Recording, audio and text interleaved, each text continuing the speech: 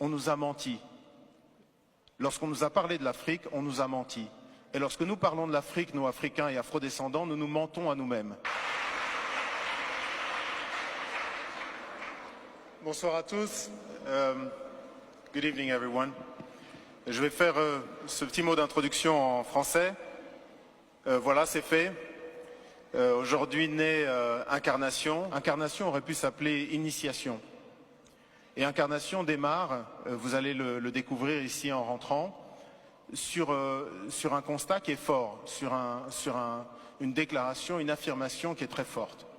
On a parlé à l'instant de cette carte renversée. En fait, les cartes pré-Mercator, beaucoup de cartes représentent l'Afrique avec le nord en bas et le sud en haut. C'est ce qu'on appelle un point de vue afrocentrique. Et effectivement, la Terre, c'est une sphère qui flotte dans l'univers. Et dans l'univers, il n'y a pas de haut et il n'y a pas de bas. Et moi, je considère effectivement que ce n'est pas anodin le fait qu'on ait choisi que l'Europe soit en haut et l'Afrique soit en bas. Deuxièmement, Mercator, ce géographe de la Renaissance, a décidé, pour essayer de développer et aider les lignes maritimes, donc en faire des lignes droites, décidé de projeter ce qui est un globe en 2 dimensions sur une carte. C'est les cartes qu'on utilise toujours aujourd'hui. Et le problème, c'est que mathématiquement, quand vous faites ça, vous devez choisir un point de référence. Le point de référence détermine en fait quelle partie sera la mieux représentée ou la plus grandement représentée et laquelle souffrira. Et moi, j'ai appris, comme certainement vous tous ici, que l'Europe avait une proportion qui était presque comparable à l'Afrique, ou en tout cas une partie de l'Afrique. La réalité, lorsqu'on regarde en termes de superficie et de kilomètres carrés, l'Afrique peut abriter la Chine, l'Inde, l'Amérique du Nord, l'entièreté de l'Europe de l'Est, plus quelques autres pays. Et donc le premier statement qu'on affirme avec beaucoup de force avec Handel, c'est « on nous a menti ». Lorsqu'on nous a parlé de l'Afrique, on nous a menti.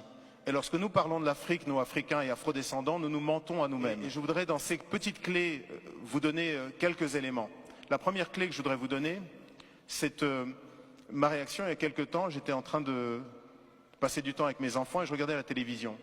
Et il y a une jeune artiste angolaise qui est brillante, qui est magnifique, une chanteuse magnifique, Perola, qui est quelqu'un qui a tellement de force, de caractère et de conscience, une immense artiste vraiment. Et elle montrait l'Angola, qui a été un pays qui a été détruit par la guerre, et elle est allée à Soyo, à l'embouchure du fleuve Congo. Et à Soyo, à l'embouchure du fleuve Congo, il y a une pierre sur laquelle Diego Cao, donc un explorateur portugais, a marqué donc des inscriptions pour dire qu'il était arrivé là, en 1482, donc 10 ans avant que Christophe Colomb n'atteigne les rives de l'Amérique du Nord. Et cette jeune chanteuse a dit en portugais, je vous le traduis en français, elle a dit voilà, 1482, Diego Cao arrive ici et c'est maintenant que commence notre histoire.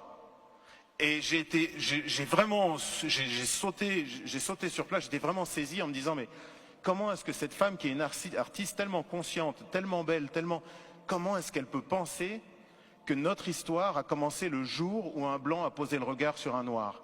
Et ça, de même que la carte, ça n'est pas quelque chose d'anodin.